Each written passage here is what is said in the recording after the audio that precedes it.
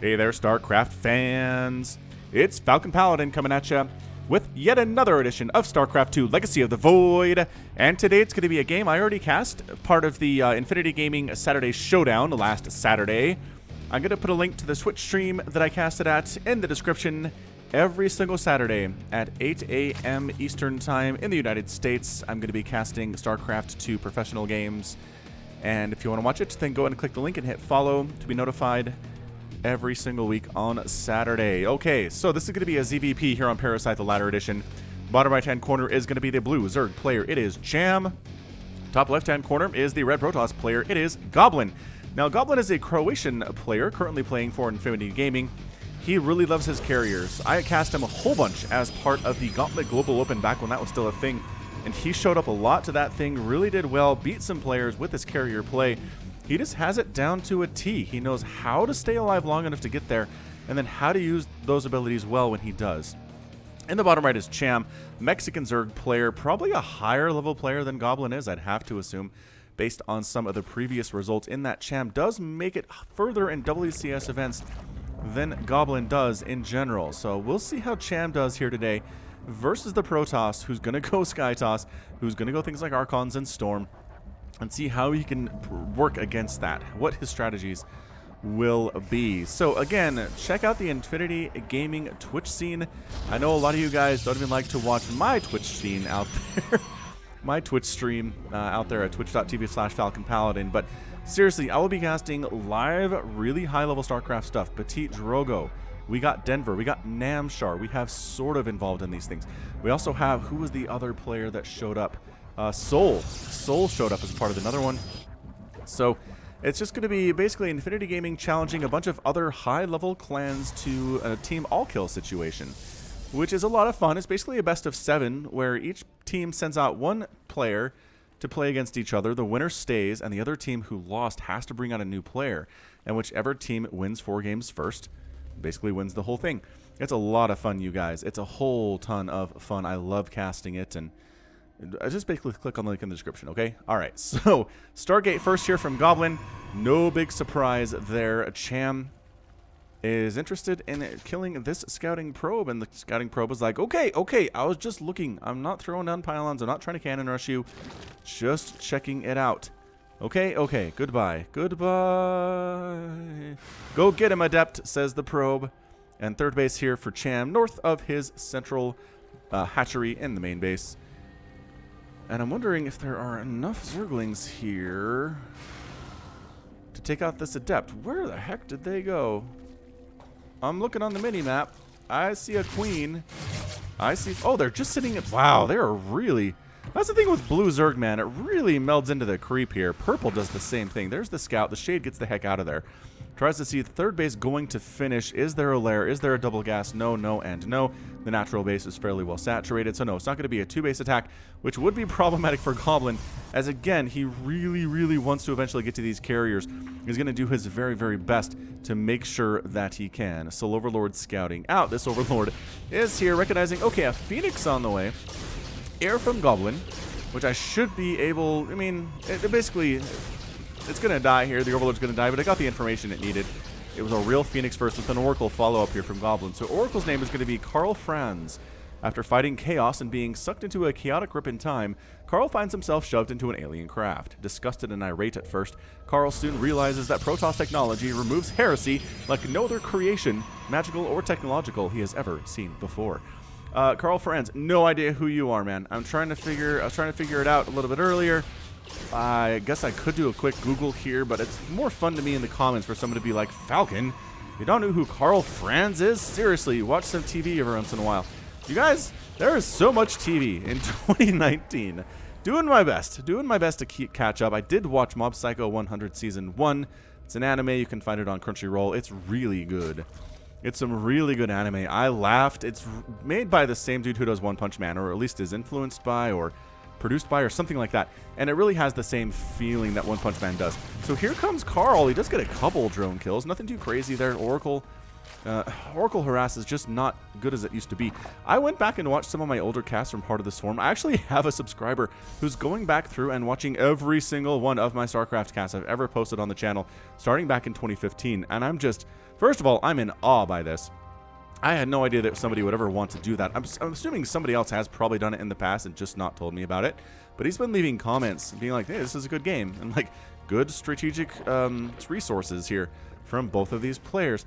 And I'm like, what? Who's watching this stuff?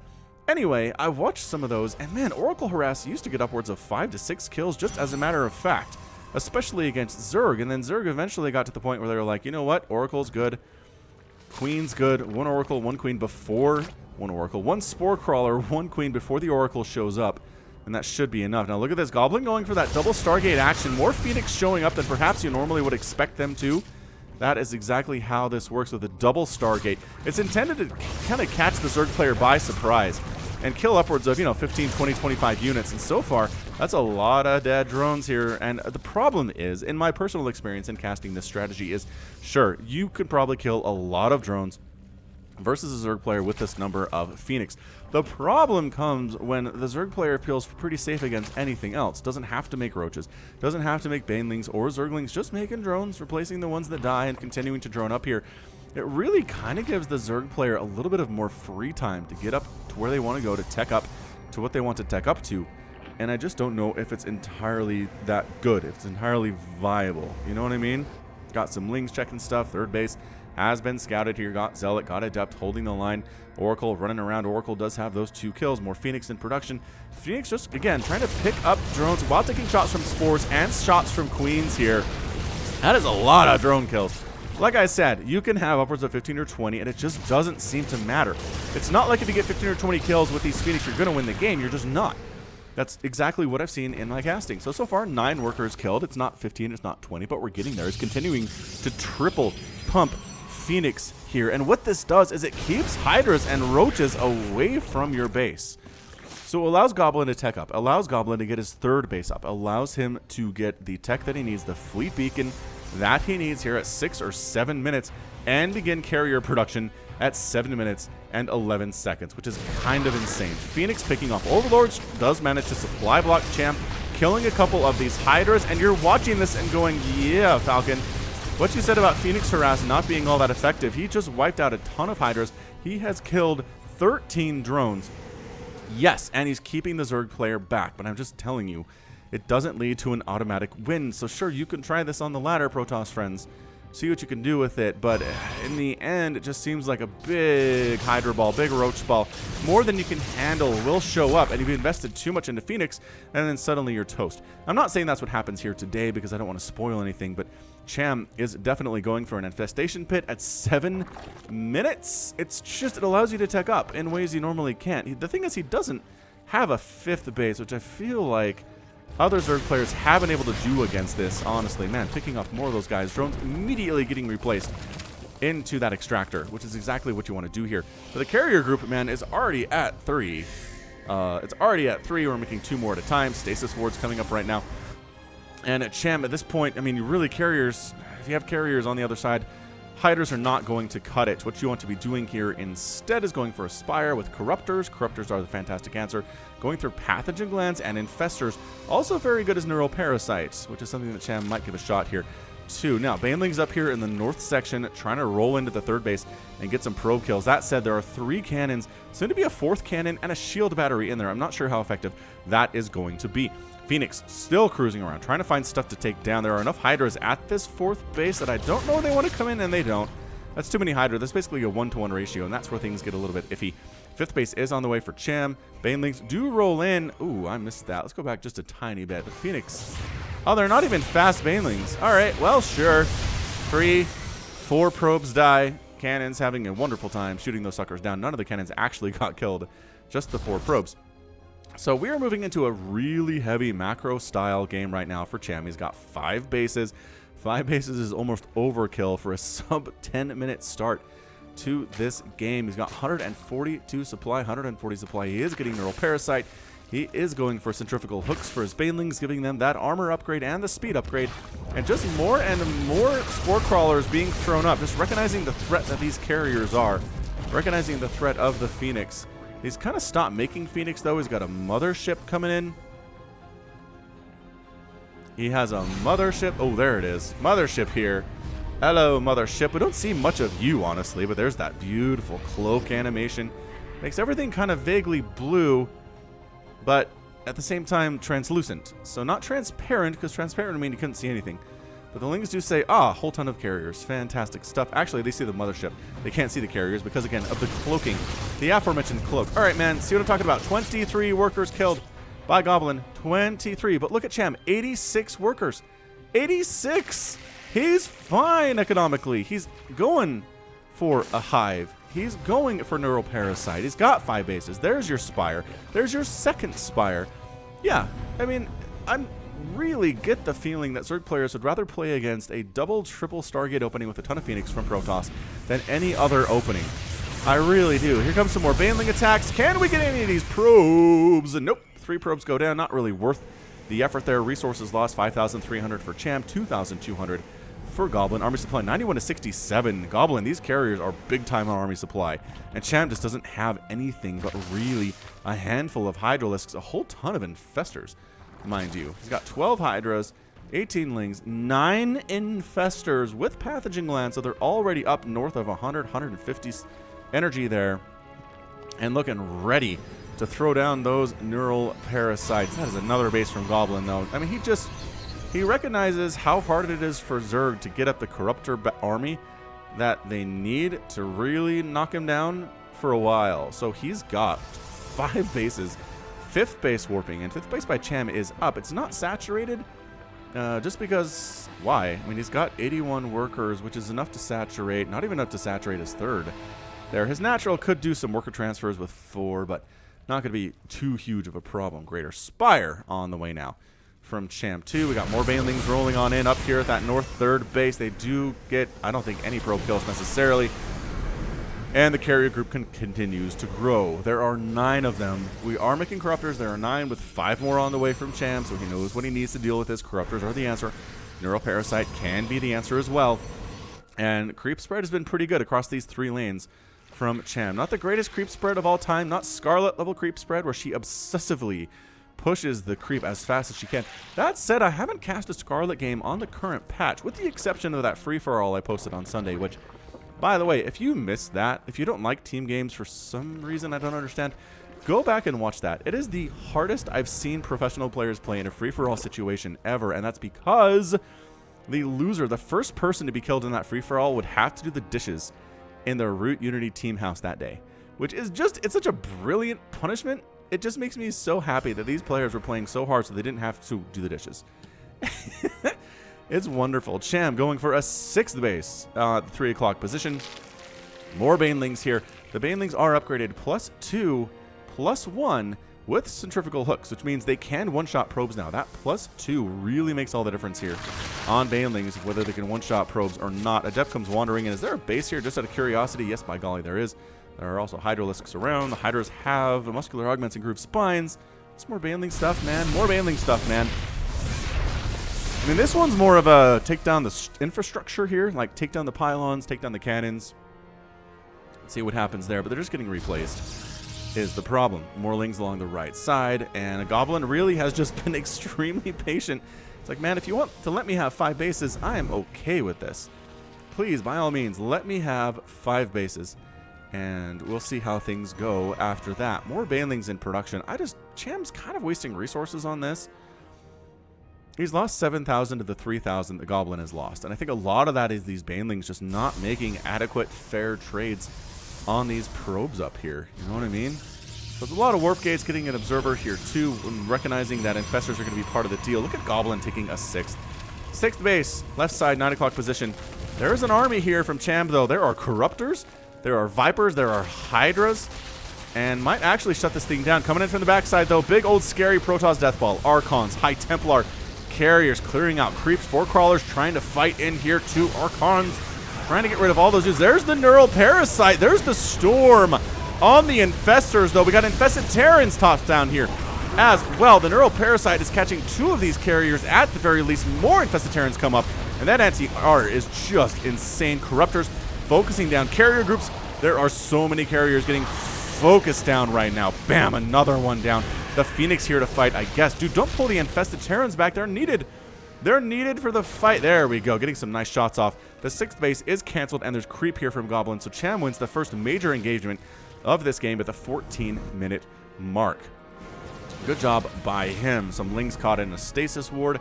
Stasis field down here. Are any of them going to escape? Yeah, 2 of them do manage to escape. We're using spores against the interceptors, which is okay, but without support of anything else, they are all going to die here, no question.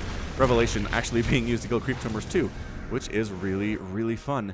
Continuing to make more carriers, working on Blink, getting another mothership is Goblin, as his died fairly quickly in that previous engagement. Resources lost now 16,000 for Cham and 11,000 for Goblin, so I think Cham won that engagement based on where we were previously there. Oh, that stasis ward just expired. You don't really see that animation all that much. I guess because the spell isn't used all that much either here. So the Corruptor's flying around trying to see what's up, and they do see that the Protoss is trying to reestablish that 6th. Got Banelings, got Lings. I guess the Banelings are maybe for the High Templar? Can he maybe sneak them up there? Where are the Overseers, though? They're kind of stuck behind. That is some beautiful Storm. The Banelings eating a lot of that Storm, man. The Lings rolling on out.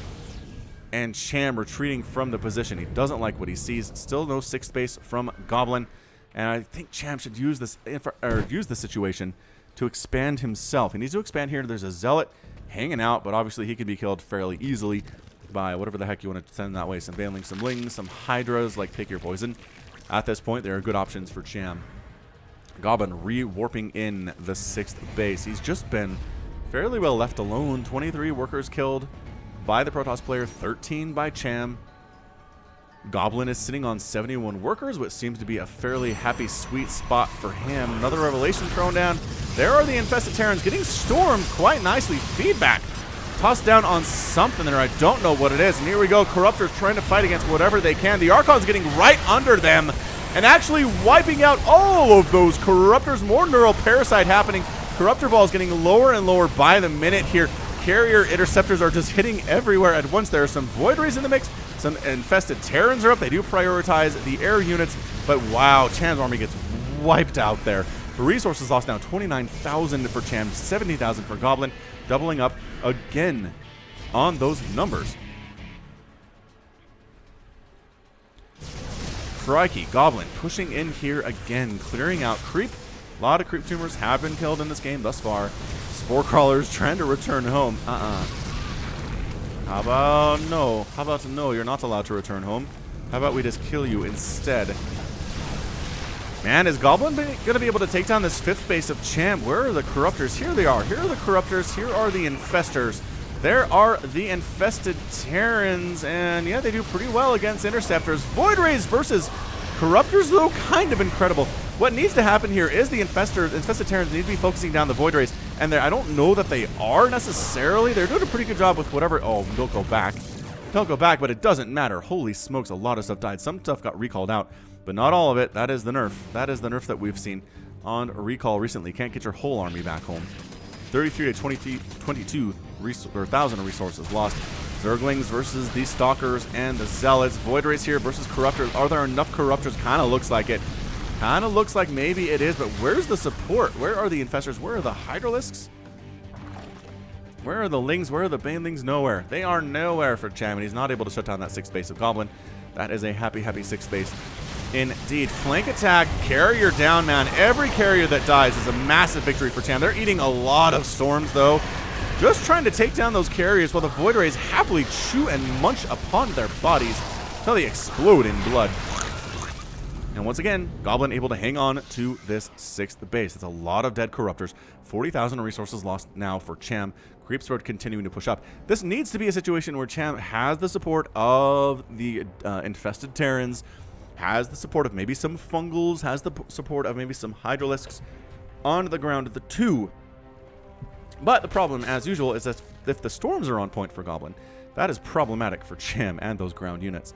Right side base for Cham. He's taking a 7th right now. Long after Goblin has established his 6th, it just seems like his expansion patterns are a little bit slow in this game for Cham.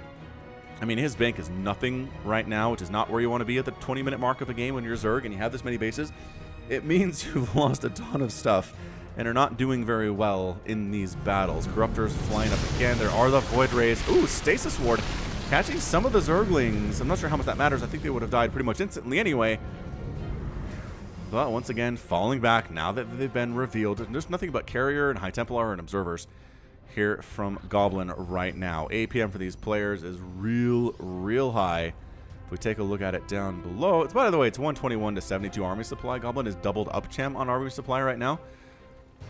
400 APM for Goblin, 400 plus here for Cham. These players are playing their absolute hearts out. +3 Flyer Carapace on the way, which I feel like maybe should have been researched a little bit earlier, considering how heavily you are relying on these Corruptors, Cham. But I don't know.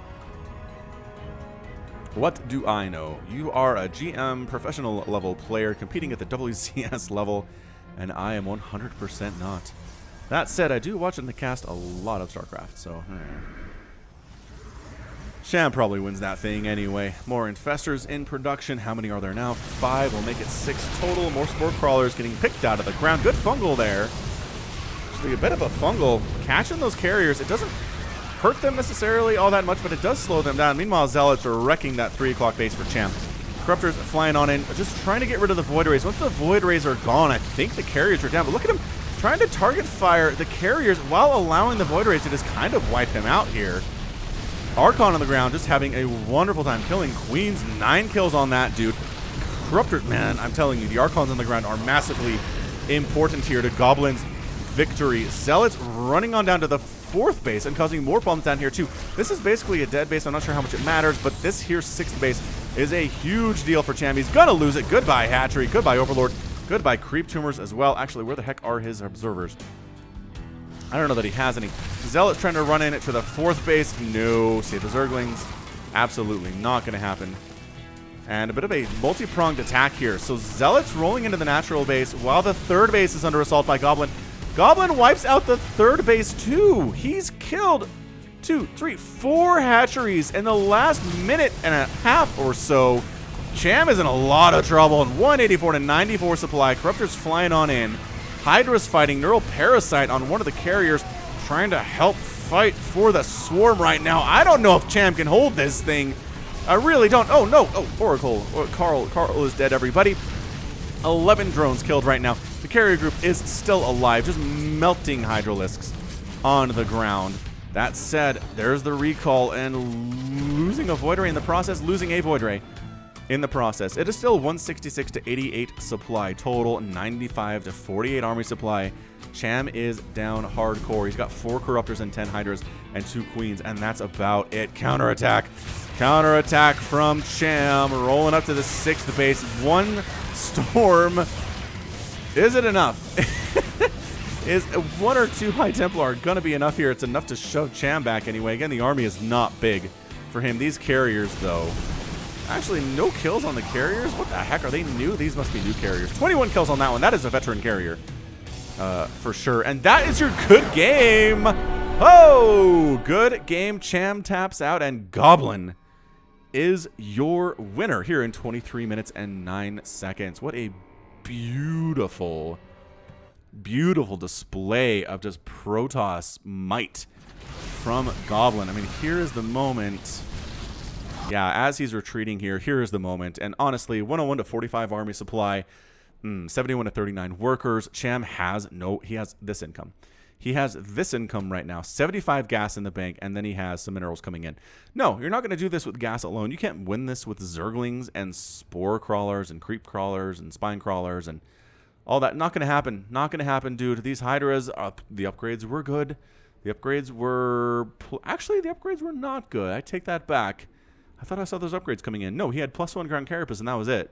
No missile attacks at all on these Hydras. I'm not sure they would have been like saviors or anything. I'm not sure they could have won these battles, but they were not as effective as they otherwise could have been. Again, it's so hard to know. Like, maybe, I don't know. I just feel like Goblin played a perfect game right there. He did a great job with the Phoenix, keeping the Zerg player at home, keeping the Zerg army units at home. You can't push across the map at 8 minutes with Hydras and Roaches if there are 15 Phoenix in the sky. You just can't. You can't have an army big enough to do that.